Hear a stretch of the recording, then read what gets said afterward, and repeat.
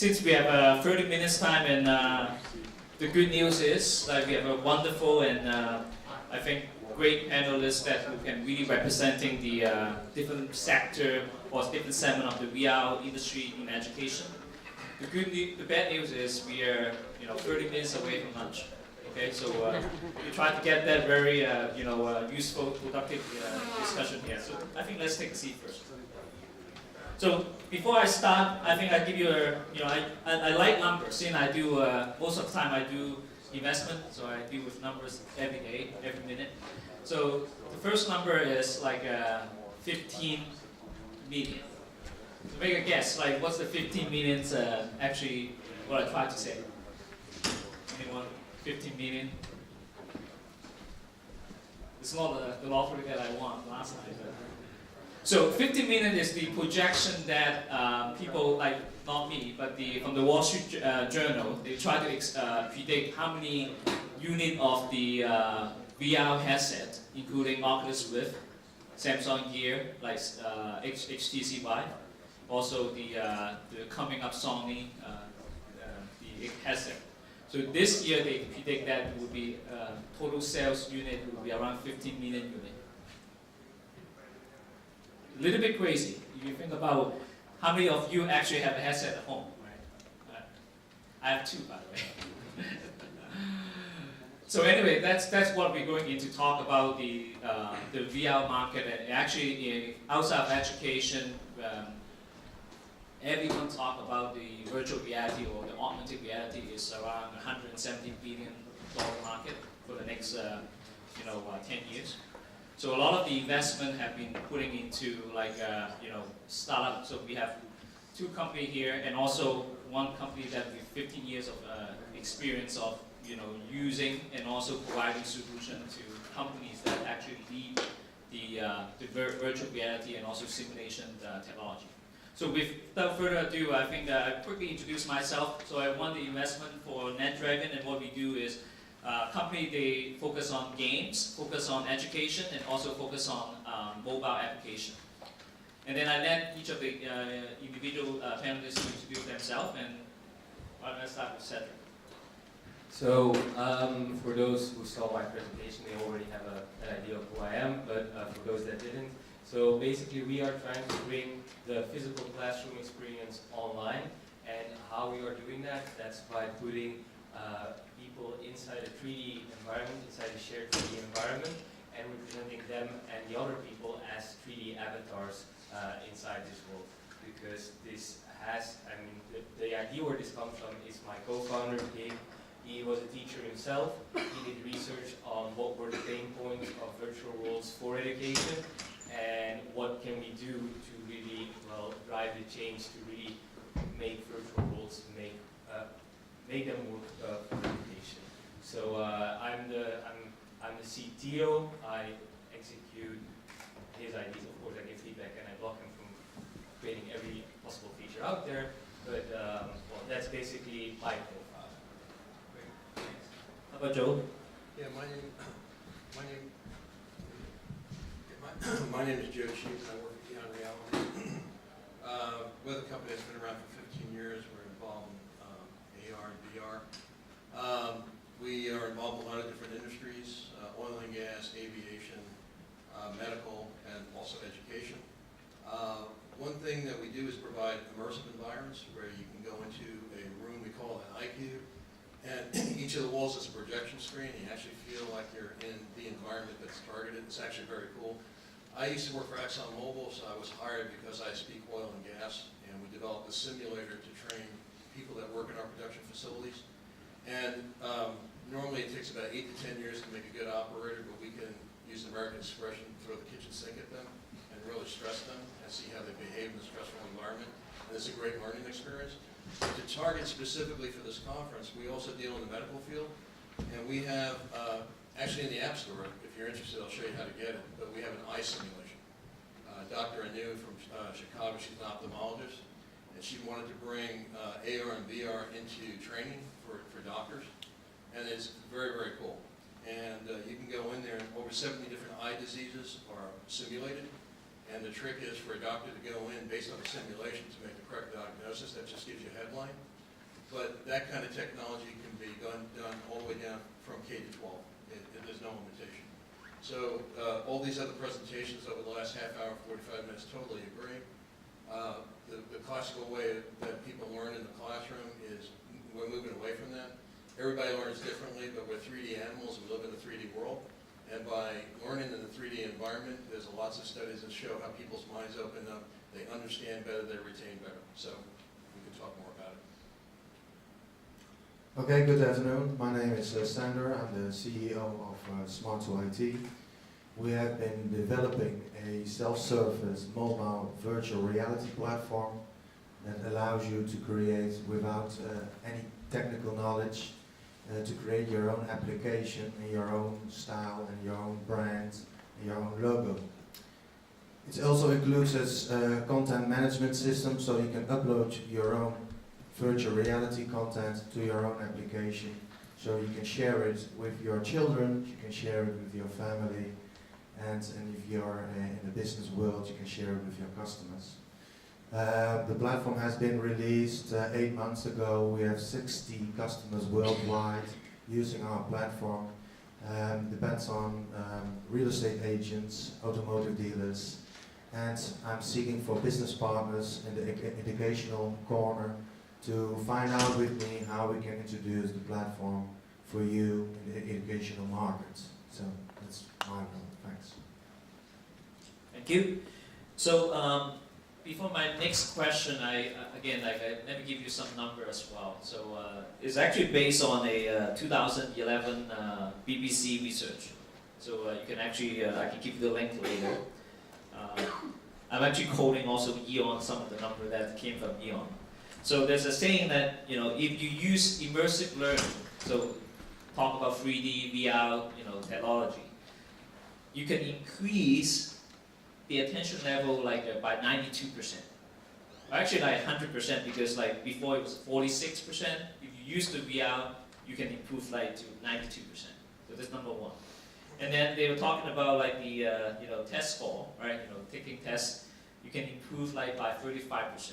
And then among those students that were taking the test, that BBC talked about that almost 86% of the students actually improved the score by immersive learning, instead of just looking at video or textbook.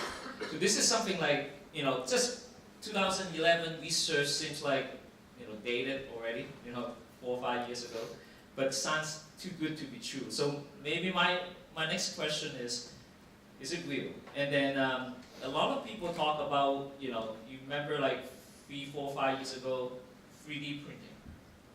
We still talk about 3D printing now, but compared to 2 years ago, which is a huge hype, and why now is less and less people talk about it, less and less who actually having seriously implement that. So maybe I put that question to you guys.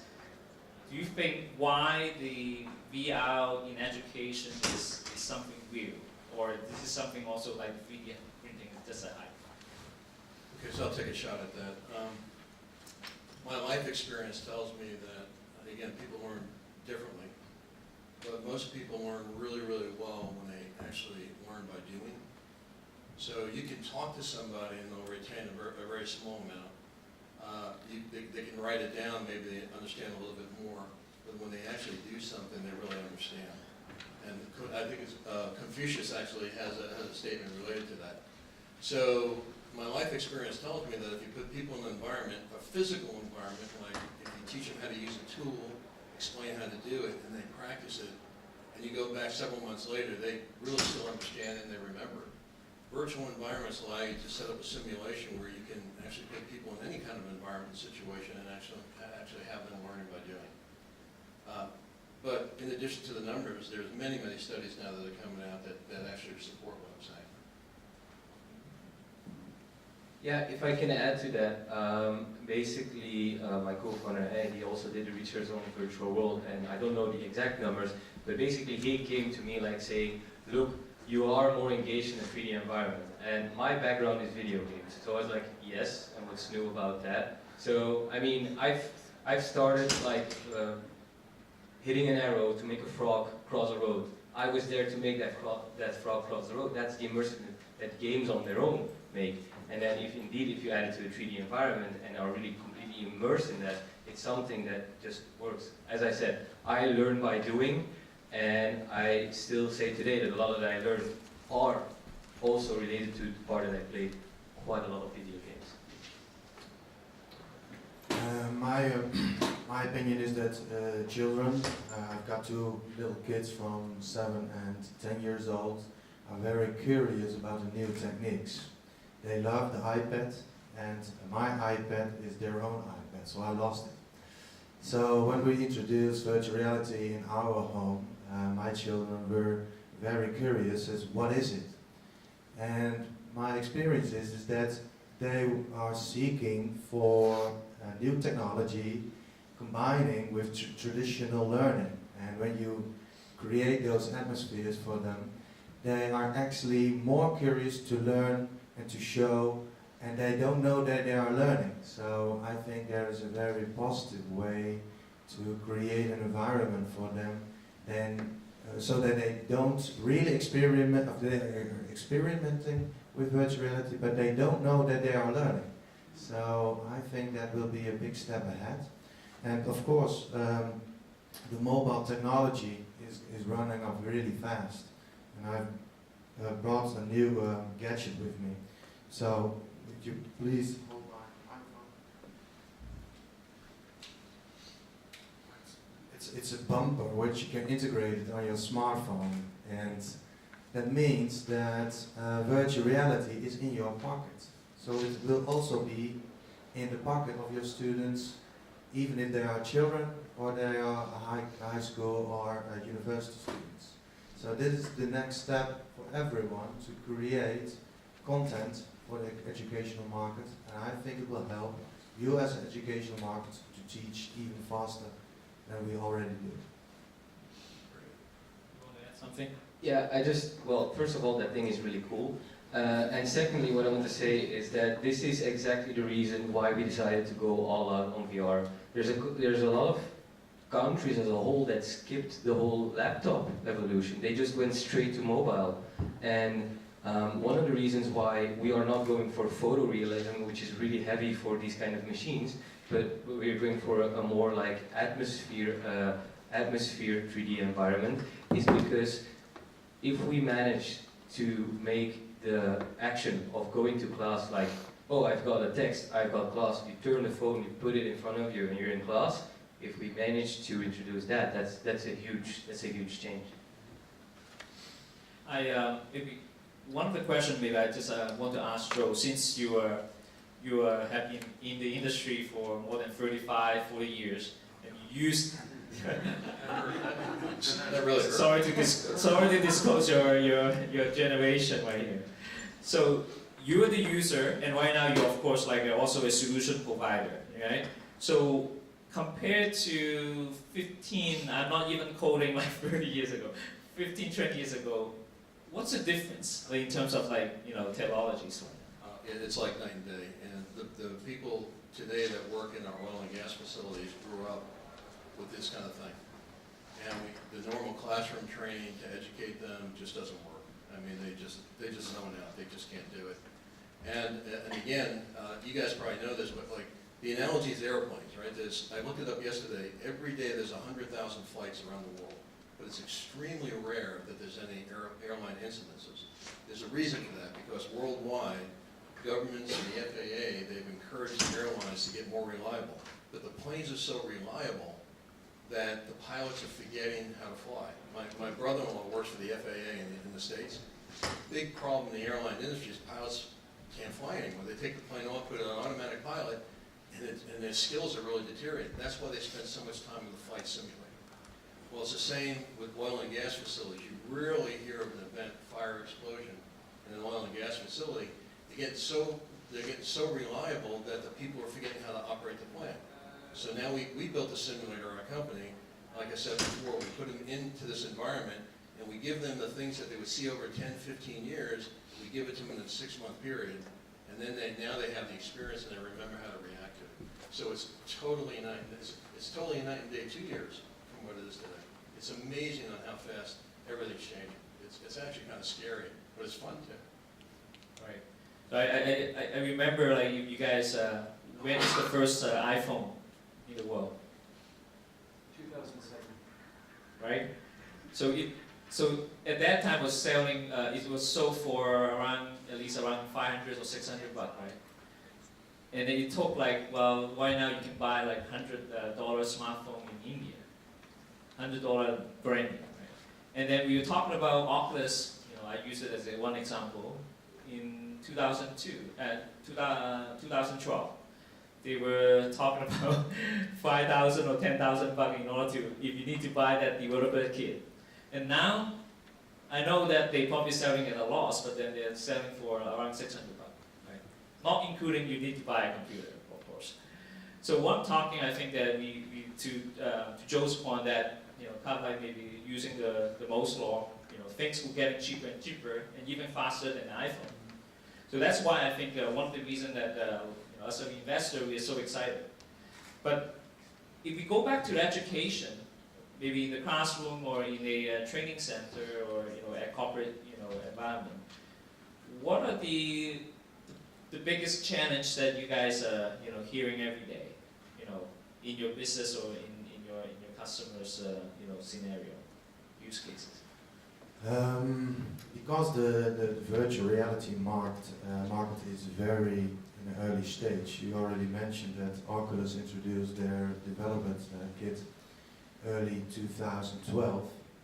Is that many of you and also the market and the industry are seeking for the solution. And to use virtual reality, you need three things. That is hardware, that is headsets. Of course, you can use the Google Cardboard for that. Second is you need to have content. And third of all, you need to have software to use it. And I think I'm from the Netherlands, and they call it kip of ei, it's chicken or egg issue. What do you have to need first? We have to produce content for our students so we can have a look at it, or do we need the infrastructure or the hardware?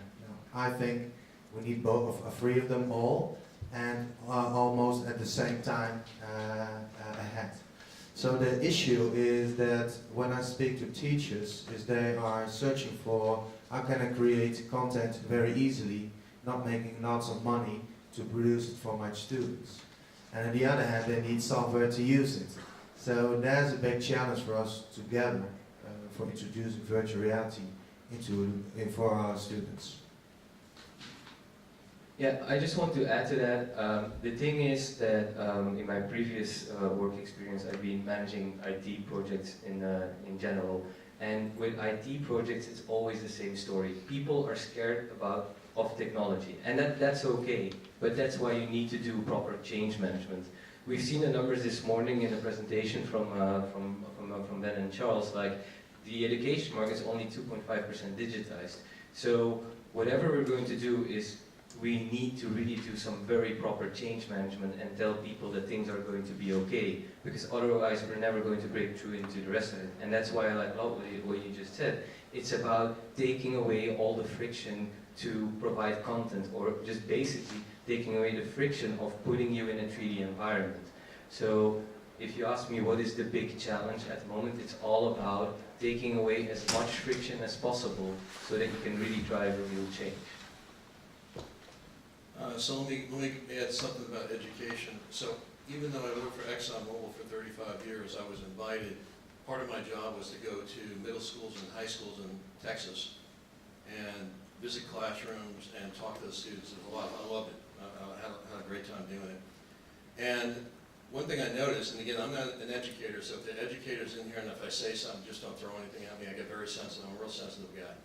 So please don't do that. We'll throw the kitchen sink. Okay, yeah, very good, very good. So you were paying attention, that's great. One thing I noticed, even when I have 3 kids, and when they were going to school, education today, at least in the US, they try to cram facts and figures into a kid's head. And I remember going through school too, and you had to memorize all this stuff that after the test was over, you completely forgot. And I know kids get really bored with it, and it's really frustrating, but I know you have to learn stuff, but we're cramming facts and figures, and now with the internet, you can look up everything. You don't need to memorize everything. What we don't do is we don't teach kids how to think. We really don't. So when I was in the business of hiring people as engineers to work for ExxonMobil, it was shocking that these really smart people that were coming out of college, they knew facts and figures, but they couldn't think. They couldn't think like an engineer anyway. We spent a lot of time, we spent like 2-3 years giving them remedial training to teach them how to think logically, think as an engineer to solve problems. Okay, that's one thing. The other thing is when I was in those high school classes, I would ask students, well, what do you want to do when you grow up? I don't know. What do you mean you don't know? I mean, you're 16, 18 years old. By now you think you just figured out what you're interested in. They just don't know. So on a go-forward basis, we got, in my mind, education, it's always going to be some type of facts and stuff like that. But we're going to have to teach people how to think and how to be productive. But really, more importantly, we have to help people find their passion. So when our kids were teenagers, what do you want to do when you grow up? Well, I don't know. Well, let's sit down and talk about it. And the technique we use, and this is totally non-technical, we would have them have a sheet of paper by their bed at night, so when they went to sleep and they were reading, all of a sudden something would pop in their heads and say, I like to solve puzzles. Write it down.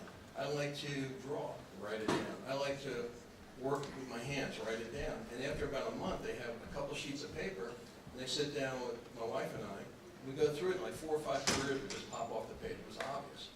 And so somehow we have to encourage people to find their passion. We have to teach them how to think. And going back to the theme, if you put them into a real-life experience and have simulations, they could figure that out a lot easier than sitting down in front of a book and trying to read it. So just take that thought away. I think that's a pretty powerful thought. And I think that's the way the whole industry is going, actually, or the whole education thing is going. Like, I personally have a lot more involvement in K-12, and I've seen a lot of, basically, people talk about the teachers are excited, but then, at the end, right, the school do not have the budget to buy even the Google Cardboard, $7 a piece, right, every one of those. So I wonder, this is my last question, though. How, maybe in school or, in a corporate environment or university, like, for example, how would you give the advice, or how do you, see that can overcome this type of challenge? Cost, no content, I think Sandra just mentioned. So it sounds like it would be, you gotta wait for 5 more years before we should buy one at home. I hope not. Yeah, it's a big challenge. How can you make it profitable for the people who are creating content or firms like us to offer you our platform? I think we have to connect some industries together, and I think that the publishers who are also creating content in a classic way have to search for new materials to create content. They have to seek new business models, or they have new cooperations with people who are working in the game industry. So you have to share your technology and your thoughts and what you already know. And together, then we can create new business models. It could be that I saw 2 presentations from some startups that the industry, or by advertising, or the publishers are going to pay for the content. It could be that other companies are going to provide a platform for free, but we have to be creative, creating new business models to succeed in this new journey for us. Because it's a tough challenge to create and the content and the experiment in virtual reality. So Vincent, I think there's a big challenge for us 3 of us as people in the industry, but also together with the educators, how can we fix a business model which also suits for educators, so they can buy cardboards and software and VR educational content. Any more comment before I open the floor for question? You want to add one more comment to that? Just one small comment, and that's we saw what happened in the corporate industry with bring your own device. I think there's a huge potential there as well for lowering costs.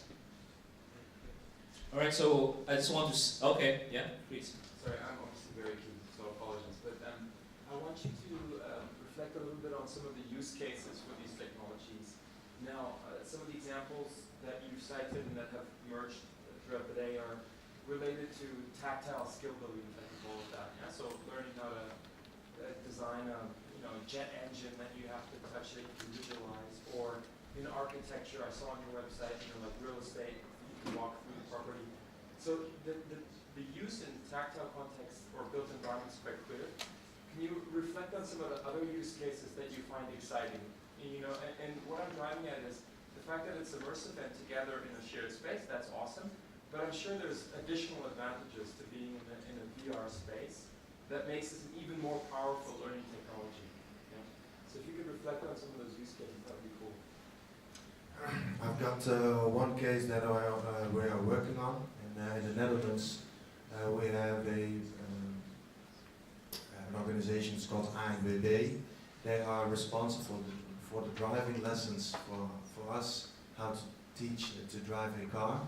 And what they already did is making all kind of animations on how to drive in a car and the rules in the traffic. Of course you can learn it by book, so yes or is no. But in case that you have the feeling that you're in the driver's seat and the feeling or you're in that car, gives you another learning curve, because there are all things around you, sound for instance. And that is a case, we're working on it so that everyone in the Netherlands will work and learn how to deal with the traffic in the Netherlands. And besides that, it's also possible that we can create the environments in New York, how to drive a car in New York, or any else. Sure, I get it. That's also built environment though, so sorry, I don't want to hog the airwaves, but it's built environment again. So what about things like learning how to do data science, doing quantitative analysis, some of the more abstract stuff that's not about physical space? But I take your point, just like... Yeah, okay. That's my experience, so I'm sorry that I... No, it's cool. Let me take a shot at this. So again, I'm not trying to promote our company, but we have a software called Eon Coliseum. You can link multiple display devices together so people can be any place on the planet and interact on a real-time basis. So my vision of the class of the future, let me back up. So everybody knows America is a melting pot. It's one of the strengths that we have. We invite all smart people from all over the world to come and to be a part of our society. It's absolutely incredible. And as a professional, most of the people I deal with are non-Americans, and it's great because we get perspectives on how to solve problems that are so different. See, as an American, we have a certain way of thinking, and that's really, really dangerous because we'll go down a particular path. And so I lived in the Netherlands, I lived in The Hague for 3 years, and it's not part Dutch. But it's really nice because the Dutch have a little bit different approach sometimes to solving problems than Americans do. The Brits do, people in Asia, people in South America. So if you have this distributed kind of platform, you can actually conduct classes where you can have students from all over the world and give them a common problem. Because in the future, besides learning how to think, we're all going to have to work together because we only got this one planet, right? And it's really going to be cool where you're going to have students like in high school, and they'll be able to work on problems together, and they'll meet somebody in Chile or something like that. And I think those I'm not going to say that's a soft thing. I think that's pretty darn important. But that's going to be I think that's going to be the way of the future. I just want to add to that because that's basically what happened in one of our projects where the moment that I saw students from Pakistan, Kazakhstan, Italy and US in the same room talking about something, I was like, but wait, this is already amazing. I mean, and then to the second point, we're also getting traction in corporate. I come from a corporate environment and I'm a huge fan of data science and I can't wait until the moment where we're doing 3D data analysis inside our worlds. But again, the thing is, before we can even start on that, we need to get people into a 3D environment. So I can't wait to start on all the amazing opportunities that are out there, but if nobody's coming to the 3D environment, there's not much to show. But I think especially in data visualization, there are huge opportunities. Because if you look at how we are doing all business analytics, like showing traction, it's all a 2D graph. But imagine like, oh yeah, we have 5 million users. Bam, you put 5 million users on the screen. That's how many users that we have. That's something you can do in 3D, but which is way harder to do on a graph.